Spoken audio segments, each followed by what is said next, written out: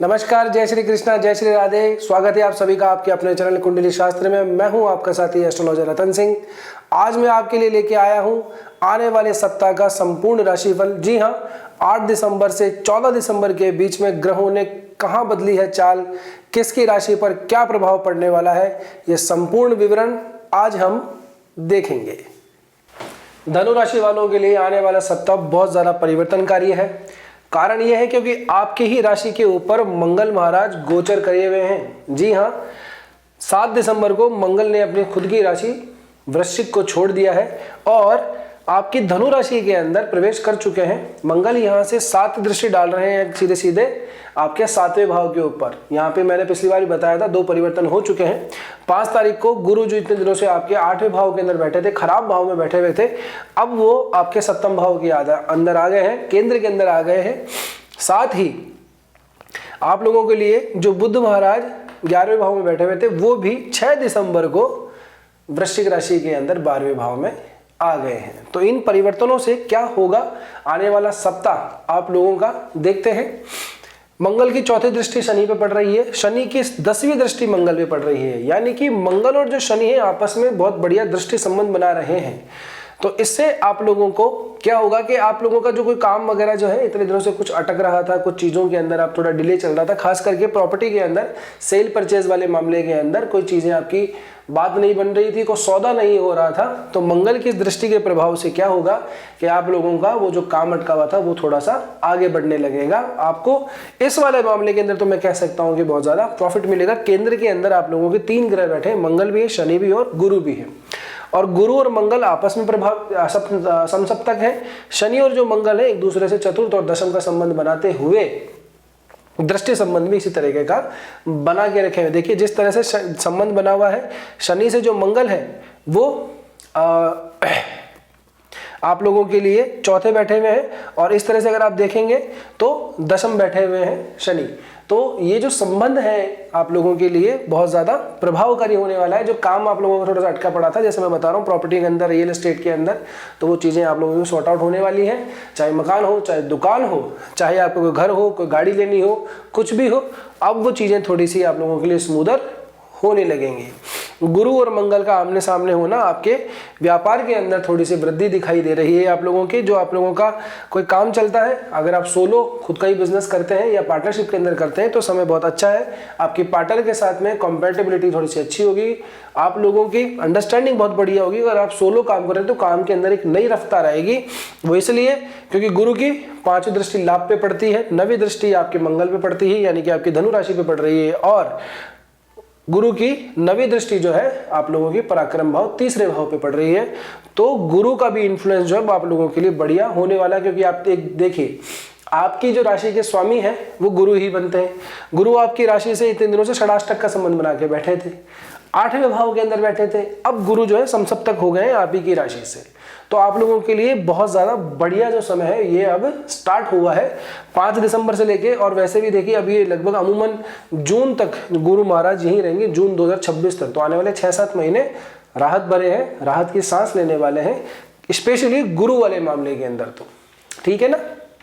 अच्छा, बात करें आपके रिलेशनशिप की, तो रिलेशनशिप भाव का जो स्वामी है इतने दिनों से 12वें में था, अब आपके राशि के ऊपर आ गया है। तो अब आप लोगों को जो है आपके एफर्ट थोड़े से काम आने वाले हैं। अगर बन नहीं रही थी दूरियां, डिस्टेंस बन रहा था अपने पार्टनर के साथ में, आपके लव वन के साथ के अंदर, तो वो डिस्टेंस अब थोड़ा मिटने वाला है। नवम पंचम का संबंध लेके ये आया है।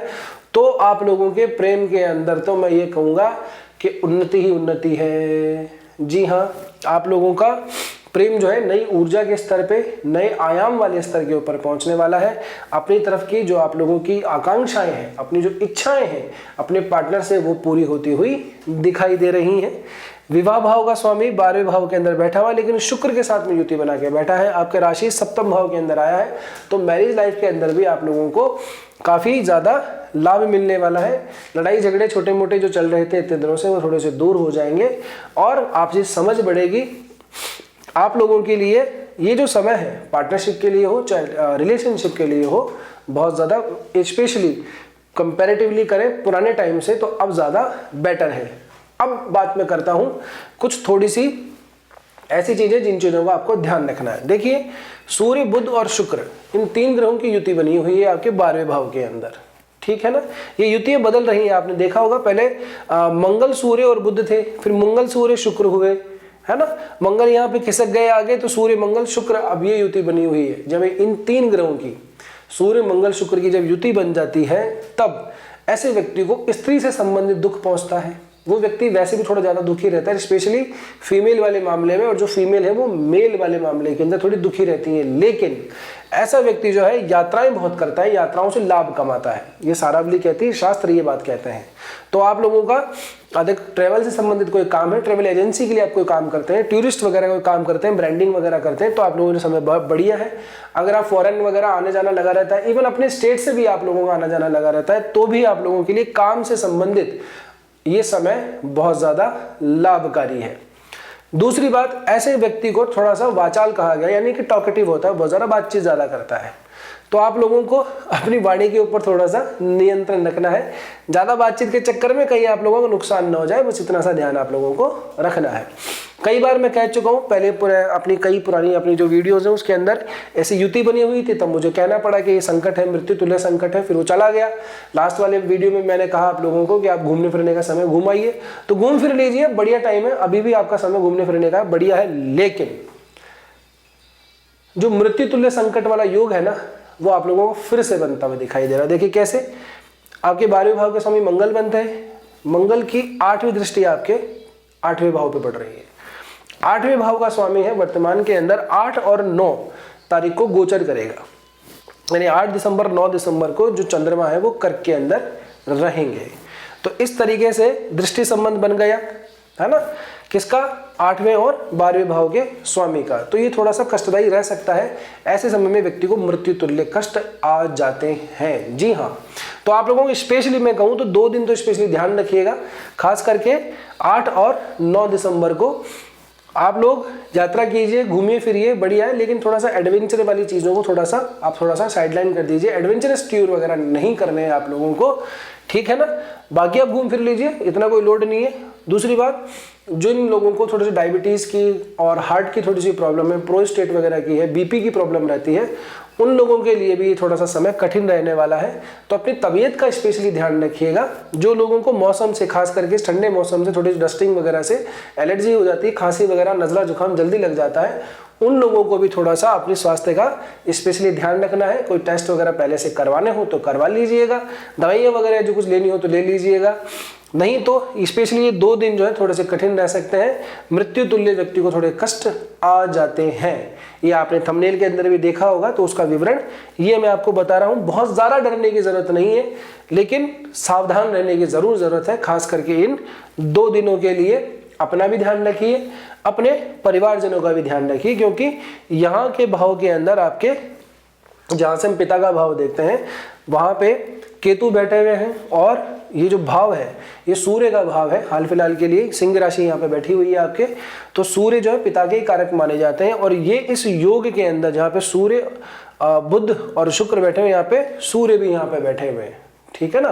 तो अपने पिताजी का भी स्वास्थ्य का ध्यान रखिएगा, उनके भी कुछ चेकअप वगैरह करवाने हो तो रेगुलर चेकअप वगैरह करवा लीजिएगा। पहले से ही सावधानी रखेंगे तो आप लोगों के लिए ज़्यादा अच्छा होगा। ये मैं हर वीडियो में कहता हूँ कि ज्योतिष जो है कोई जादू मंत्र वाला गेम नहीं है। औरत को बंदर, बंदर को आदमी इस तरह से नहीं बनाता है। बस हम गाइड करते हैं कि ये समय थोड़ा कठिन है, इन चीज़ों का ध्यान रखेंगे तो आप लोगों को बेहतर होगा। ये समय अगर आपका अच्छा है, इन चीज़ों के मामले के अंदर आप लोगों को लाभ मिलने वाला, उस दिशा में प्रयास करेंगे तो आपको लाभ ज़्यादा मिल जाएगा। इतनी सी कहानी है। बात करते हैं आप लोगों के लिए उपाय की।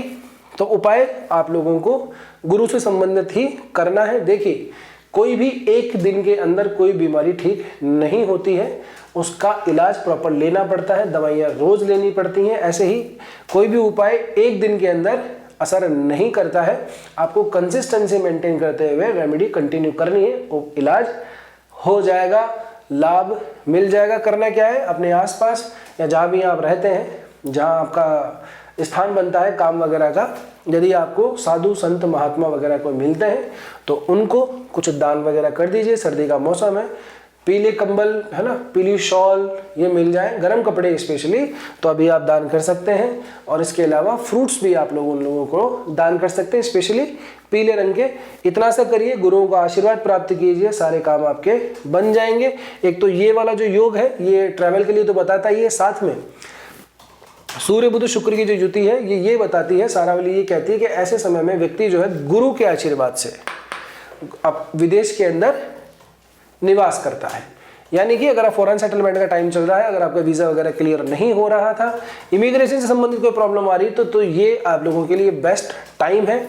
आप जो है अपने सीनियर का, अपने पिता का या गुरु का आशीर्वाद प्राप्त करके, अपने पितरों का आशीर्वाद प्राप्त करके और अपना ट्रैवल प्लान कर लीजिए, अपने काम को आगे बढ़ाइए। उम्मीद करता हूं आप लोगों को ये वीडियो पसंद आया होगा। अगर वीडियो पसंद आया है तो लाइक कीजिए, शेयर कीजिए और सब्सक्राइब कीजिए हमारे चैनल को।